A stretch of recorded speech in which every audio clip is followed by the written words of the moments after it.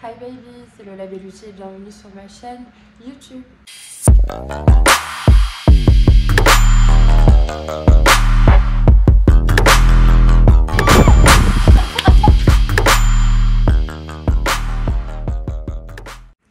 Notre youtubeuse préférée s'est armée de sa meilleure paire de lunettes et de son meilleur push-up clairement pour répondre, enfin pour réagir à vos pires confessions. Donc c'est parti, j'ai aussi sorti ma cape de l'avocat du diable parce que qui de mieux placé que moi pour faire l'avocat du diable. Donc c'est parti et ça commence assez fort. J'ai sodomisé un trans sans le savoir MDR, aucune indication que c'était un mec. Donc j'imagine qu'elle devait vraiment être très très belle et que forcément c'était pas visible. Moi perso ça m'aurait pas dérangé dans le sens où je suis quelqu'un qui est hyper ouvert d'esprit et j'ai aucun mal avec ça. Je pense que si j'étais un mec je n'aurais aucun mal non plus, mais bon je ne suis pas toi. Mais en soi voilà, ce qui m'aurait plus dérangé c'est le fait de l'honnêteté et le fait de le savoir après et de ne pas m'être rendu compte de ça sur le coup. C'est vrai que là j'imagine ta réaction après, enfin voilà. Enfin, ça doit être un petit choc parce que en soi voilà, c'est quand même surprenant, mais bon je pense que si elle te l'avait dit au moins tu savais où tu mettais les pieds, enfin du moins ton zouzou. Next confession, n'importe quoi. Je suis en couple avec une fille depuis 5 ans mais je ne l'aime pas. Alors là la thérapeute qui est en moi va parler. La meilleure chose que je puisse te conseiller de faire, c'est mettre un terme à cette relation. Je sais que ça fait 5 ans, il y a énormément de personnes qui restent dans leur zone de confort parce que elles ont des choses en commun ou parce que voilà, elles ont peur, etc. De quitter des habitudes, de recommencer après tant d'années, etc. Mais il vaut mieux que tu le fasses maintenant plutôt qu'un jour tu te réveilles et que tu te dises ouais, ça fait 5 ans, voire plus que je passe des années avec une personne et au final, cette personne n'est pas une personne que j'aime et j'ai un peu perdu mon temps. Donc voilà, moi je te conseille de vraiment mettre un terme à la relation. Je sais que ça va pas être évident, mais en tout cas je pense que c'est ce qu'il y a de mieux à faire pour toi et puis pour la personne, puisque j'imagine qu'elle a probablement des sentiments pour toi au bout de 5 ans. Enfin je veux dire, si vous êtes deux à pas vous aimer, clairement je comprends pas trop le concept. Voilà, je pense que c'est mieux d'arracher le pansement maintenant avant qu'il ne soit encore trop tard, parce que je pense que ça fait déjà assez de temps que tu attends. Je sais que c'est demander de sa zone de confort, mais je pense que c'est la chose la plus saine à faire dans ce genre de situation en fait. Voilà mon conseil de thérapeute. Après, prends-le ou le prends pas, peu importe. Mais voilà, c'est ce qui me semble le plus correct en fait. Je baise avec la femme de mon best. Elle me chauffe trop, je ne peux pas résister. Alors, je ne pense pas qu'il soit au courant et je pense pas qu'il apprécierait que tu baises avec sa femme. Il n'apprécierait pas et je pense que tu mettrais une certaine merde dans leur relation. Mais ce que je comprends pas, c'est qu'il y a des centaines de meufs et toi, tout ce que tu trouves à faire, c'est aller voir la meuf de ton meilleur pote. Voilà. Et bon, elle, franchement, je vous applaudis pas. Enfin, je veux dire, il va y avoir un truc de ouais, il est accessible à tirer, etc. Un petit truc question probablement, mais en tout cas, non, no way, on ne fait pas ça. Franchement, c'est moyen quoi. Ça va te passer cette histoire, ça va très vite te passer. J'ai envie de dire bonne chance pour la suite parce que ce genre de relation mène généralement nulle part. Voilà, des deux côtés. Hein. Faire l'amour avec une collègue de boulot dans les vestiaires one shot. Parce que là, ça donne beaucoup trop chaud. En tant que thérapeute, je me dois de donner ce conseil. Mélanger le travail avec les relations sentimentales ou sexuelles, peu importe, c'est jamais très bon ménage. Voilà, c'était mon petit mot. Ma meuf m'a fait un striptease intégral avec sa cousine qui, elle aussi, s'est prêtée au jeu. D'accord. Ok, nice. Écoute, je pense que la famille est assez ouverte d'esprit, j'ai l'impression. Je ne sais pas ce qui s'est passé avec cette cousine et je ne préfère pas le savoir. Ça, c'est vos histoires de famille. Clairement, ça ne me regarde pas. Quand même. Vraiment, vous me tuez. J'ai enculé ma meuf jusqu'à l'éjaculation dedans alors qu'elle me suppliait d'arrêter. Alors attends, 2 minutes, on prend juste 2 minutes pour faire la parenthèse que si c'est consentant de manière ouais hyper excitant, supplie-moi d'arrêter, etc. Là, je dis oui. Mais par contre, si elle te supplie d'arrêter parce qu'elle a mal, tu arrêtes. J'espère que c'était pas de cette manière-là parce que sinon, je ne soutiens pas, je ne suis plus l'avocat du diable à ce stade-là. J'ai couché avec 2 sœurs, indécent mais trop bon, soumis à elle, squirt sur moi d'un gris. Ça avait vraiment un problème avec les sœurs, les cousines et tout ça. Moi, j'arrête tout. Je suis gênée. Vous savez quoi, je démissionne, je rends ma cape, je ne suis plus l'avocat du diable. Je vous la donne, vous en faites ce que vous voulez, mais vous me laissez en dehors de ça s'il vous plaît. Je suis maintenant la secrétaire du diable, je ne suis plus l'avocat du diable, ok. Vraiment, non, les délires comme ça et tout. Après, je juge pas du tout, chacun fait ce qu'il veut. Moi, je sais que genre, si t'es ma soeur, je serais incapable. Après, bah toi t'as dû kiffer, je pense que c'était pas pour te déplaire. J'entends pas mal des histoires entre sœurs là en ce moment. Et ça me surprend toujours autant en fait. Et j'arrive pas à... J'arrive pas. Je me suis déjà branlée sur des photos de toi. Ça c'est une petite confession trop chou. Dormir avec ma copine et sa meilleure amie qui elle en profite pour me sucer pendant que ma copine dort. Au final ça a fini en plan à 3. J'imagine trop la réaction de ta copine qui est en train de voir sa meilleure pote te sucer fort pendant qu'elle dort. Vraiment des baffes. Improbable. Mais écoute, finally, t'as bien fait dormir avec les deux meilleurs amis. Hein.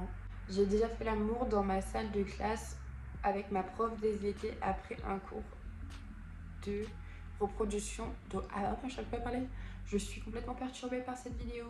J'ai déjà fait l'amour dans une salle de classe avec ma prof d'SVT après les cours de reproduction sexuelle. Écoute, il n'y a rien de meilleur que de passer de la théorie à la pratique. Voilà, je ne peux rien te dire de plus. J'espère qu'elle t'a mis une appréciation du genre élève exemplaire. Moi aussi, j'aurais tellement aimé avoir un prof sexy quand j'étais en cours. Sauf que je n'ai jamais eu un seul prof sexy que je pouvais me taper. Donc du coup, c'était clairement un échec. Mais ça reste dans mes fantasmes en fait. Donc voilà. J'ai couché avec une fille et ensuite ses deux meilleures amies. Bah écoute, why not? En fait, si t'es pas en couple avec la meuf, t'as aucun compte à lui rendre. Alors, à part si t'as fait le beau parleur et que t'as vendu du rêve, là tu t'es grillé parce que c'est un truc qu'il faut absolument pas faire. Mais si en soi t'es honnête et que bah, t'es transparent surtout avec ces filles-là, parce que si tu l'es pas, crois-moi, je risque de briser une amitié, voire bah, plusieurs amitiés du coup. Donc ouais, la meilleure chose c'est d'être transparent et après tu fais un petit peu ta vie. Donc kiff. Ça, yes, c'est vraiment un truc de fille. Me caresser dans les habits d'un collègue qui m'attire. Alors ça, c'est vraiment un truc de meuf, je pense. Messieurs, sachez que si on en crush sur vous et que vous nous prêtez vos vêtements, il y a de fortes chances que ça finisse de cette manière. Donc qu'on se touche et qu'on renifle vos vêtements. Voilà, c'est bizarre, mais c'est comme ça. Prendre les affaires de mes crushs pour les garder précieusement. Et voilà, vous m'avez compris. Je suis croque de toi, mais je veux pas le dire à ma femme. C'est trop mignon, ça c'est trop mignon. Je suis flattée. Mais du coup, c'est pas grave, c'est notre secret. Ma première fois, c'était avec une pharmacienne. Bah tiens donc, une première fois assez originale. Donc, avec une pharmacienne, j'allais acheter des préservatifs. J'ai demandé du XL. Elle s'est moquée de moi. J'en avais 16, elle en avait 20. Et quoi? Elle a bien vu après. Elle a bien vu après, vraiment ça m'a tuée. Bah écoute, ça fait la pharmacienne rigolait bien au début. Elle a bien moins rigolé à la fin. Mais tu dois quand même avoir un sacré zouzou. Ouais.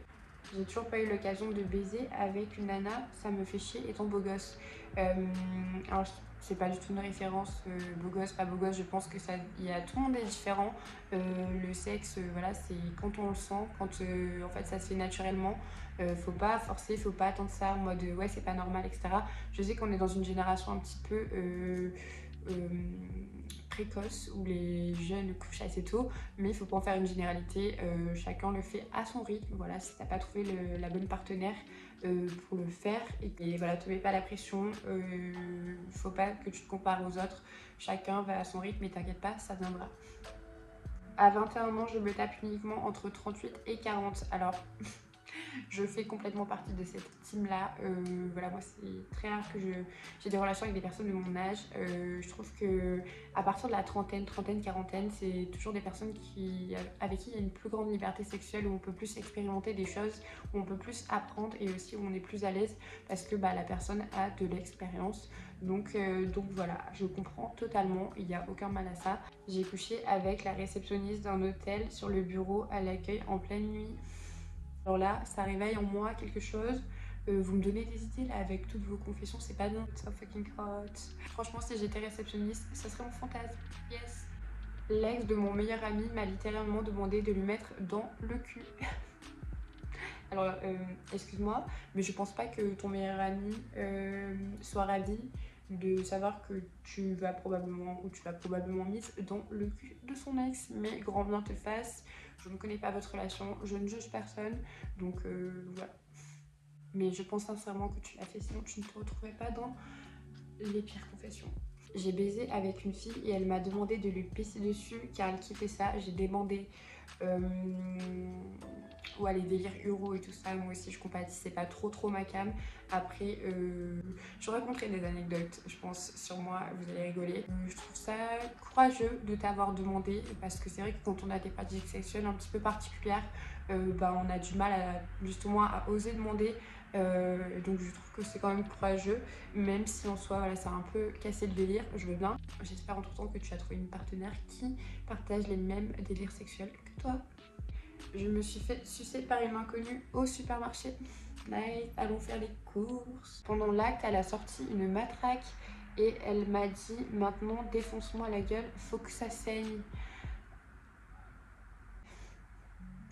I can't, ça c'est vraiment pas mes délires. Je suis pas du tout ce qui est sadomaso et tout ça. Ça me fait un peu flipper. Moi j'ai tellement horreur de la violence, je suis une petite fragile. Donc voilà, je pense que ta réaction, c'est soit tu es choquée, soit tu rigoles. Franchement, entre les deux, tu vois, je sais pas trop. Mais ouais, ça doit être assez surprenant. Next, passons. En même temps que qu'on couchait.